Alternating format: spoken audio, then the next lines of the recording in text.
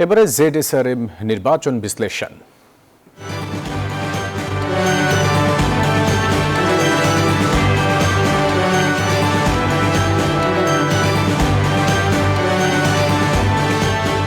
সবার ভরসা পেতে নিজেকে হতে হয় পাতের মতো দৃঢ়, ঠিক যেমনটা জেডএসআরএম 25 বছরের পথ চলায় নিরাপদে রাখার প্রত্যয়ে।